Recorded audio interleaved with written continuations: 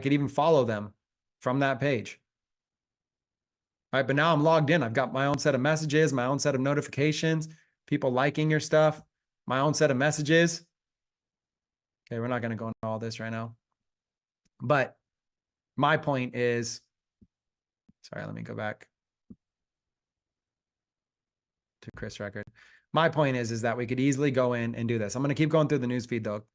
So these pages here, let's look at this.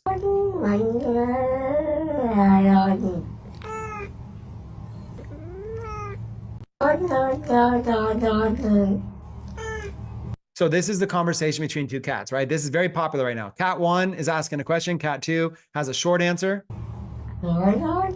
Cat 1 asks another question. And then Cat 2 has 2 answers.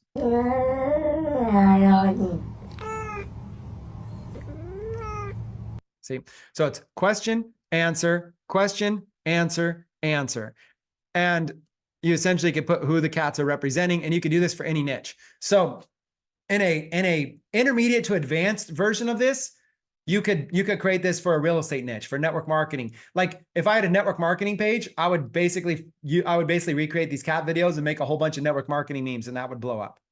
If you have a real estate audience, I would use the cat memes and I would create a bunch of these with the real estate audience and it would blow up. That's kind of how these people are using these, is doing that. However, you could even just create like a cats page and use these like little cats videos for people that also just like cats. They love seeing all the different versions of these videos. They think they're all pretty funny.